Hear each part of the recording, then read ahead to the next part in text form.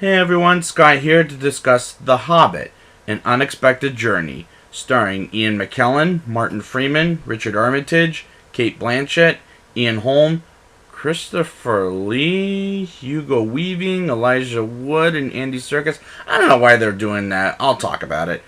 And directed by Peter Jackson. Now, I did see this originally in the IMAX theater, and then I went again on a HFR viewing. And the HFR, oh my god, it was so quick that I couldn't even roll with it in 3D. But what do I think of the movie then versus now? Let's talk about it. An older Bilbo Baggins, returned by Ian Holm, writes a book about his adventures and narrates his adventures with the dwarves, and I'll try to get their names later on. But I can't tell you who's who, which will be the biggest problem throughout this trilogy. Bilbo talks about Erebor, where we see Thrain, and his son and grandson, Thorin Oakenshield, played by Richard Armitage, and how he grew to hate the elves for two reasons. One of them is, if you watch the director's cut, they find the Arkenstone, and the Elf King Thondriel didn't approve of the Arkenstone, and when the dragon Smaug attacks Erebor to live in the castle with the biggest pile of gold ever, and the elves never bothered helping the dwarves out, they were friends, and they never helped the dwarves out. And why didn't they want to help the dwarves? Because he didn't want to help them against the dragon, and Thorin never forgave and never forgot, which terrible reason for the elves, might I confess. But I'm liking this prologue fine, but here's when it gets problematic with this trilogy. They bring Frodo, returned by Elijah Wood, back into the story, and he's telling people, I made Lord of the Rings by connecting him and other characters and references in the story. It's obnoxious. It's going to get worse as we go on.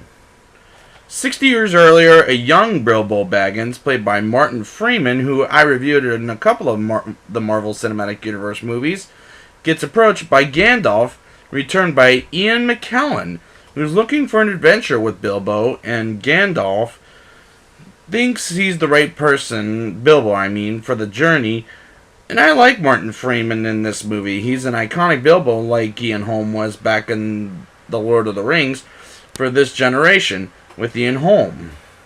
Gandalf puts a mark on Bilbo's door, and at nighttime Bilbo begins to have Dwalin, Balin, Fili, and Keely, and Gandalf and the rest of the dwarves, help me out here because I don't know their names, comes to his house and eats and sings and belch and discuss the dwarves' journey.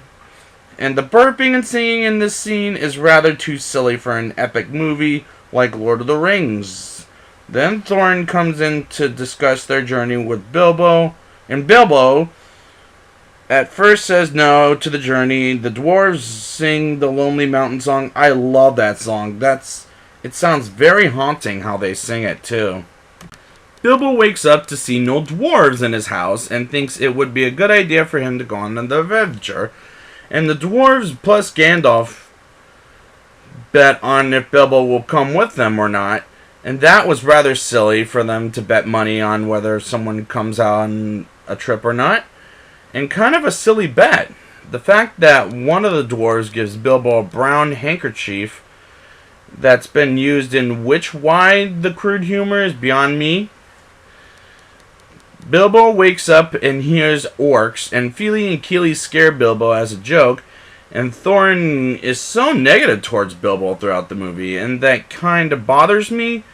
I think it'll improve when we get to the other two movies, but Balin tells the story behind how negative he is, and that is when we get the story of Azog, who decapitated the Dwarf King's head. And Thorin cuts off Azog's arm, and he believes Azog is dead after all these years. And he's alive and is searching for Thorin. And I believe that story told by Balin, to tell you the truth. Gandalf brings up the 5 wizards, Radagast the Brown, who believes there's life in the animals and cures them in witchcraft, as we see later on in the film. The other 2, Gandalf doesn't remember the names. Gandalf is one, and the greatest wizard is Saruman the White, returned by Christopher Lee, who we'll see later in the movie. But that being the case, I was just better off with Gandalf and Saruman and not all this other crap around. The troll scene and the dwarves having parasites was rather too disturbing, and I really didn't like that scene until Gandalf comes to the rescue and suddenly they run into Radagast, and sees the Dark Lord, who shall not be named until next movie, and we get a chase sequence between dwarves and orcs. Gandalf leads them to Rivendell, which honestly, why would you do that? Just let the movie be what it is. It's preposterous. Elrond, returned by Hugo Weaving, offers them food, rest, and answered questions. And this is when I think we're going back to Lord of the Rings to this point. It gets preposterous, and that's when I call bullcrap. Because in the middle of these scenes, we get Galadriel, returned by Cate Blanchett, and Saruman, and I'm like, why would you think of remaking Lord of the Rings and decide to call it The Hobbit? How stupid is that, honestly? These scenes in Rivendell slow the movie way down to the point Peter Jackson wants this 3 movies. And this story, which is a very short book, and makes it almost 3 hours. It's bullcrap. Thorin decides to leave Rivendell, which is for the best because this movie slows way down at this point. Then the dwarves with Bilbo come across 2 fighting rockmen, which is reminding me quite a bit of when Saruman attacks the Fellowship of the Ring in snow in Lord of the Rings. And Peter Jackson is constantly reminding everyone that at one point he made Lord of the Rings. And I'm like, Peter, do yourself a favor. Do not constantly remind us you made the movie that comes after this story. Seriously, he needs to knock that off because you're making The Hobbit at this point. The dwarves go into the cave of the goblins, which is led by the Goblin King, and Bilbo manages to escape and gets into a fight with a goblin and falls into Gollum's cave. And that is the moment I like, because in the Hobbit book, Bilbo does get to Gollum's cave and play the game of riddles after Gollum drops the ring from Lord of the Rings. And this is a different take, might I add. And Bilbo picks it up from the ground, and Gollum believes he stole the ring from Gollum, and the Gollum in this movie is much different and more annoying. And I'm liking him less than I did in Lord of the Rings, but I did feel bad for him when he cries about losing his precious, but I still don't care at this point. Gandalf arrives to save the dwarves from the goblins and kills off the Goblin King. The dwarves get out of the Goblin Cave, and Bilbo manages to escape. And how come in Lord of the Rings Frodo sees the eye, but here Bilbo never sees the eye? That didn't make sense to me. Thorin believes Bilbo abandoned them, but he returns to them, and the next thing you know, Azog arrives, and the dwarves run into a tree and disadvantage. And Thorin fights off Azog and knocks him down. Azog does, I should say. And Bilbo fights Azog and almost gets killed, and suddenly the dwarves come in and fight Azog's fellow orcs. And Gandalf calls for the eagles and saves himself, Bilbo, and the dwarves, including Thorin, who's unconscious, until the eagles landed them in a rocky mountain, and Thorin gives Bilbo the respect for trying to fight Azog and saving his life. And they believe the worst is behind them, and the movie ends with a glimpse of Smaug, who will be introduced in the next movie.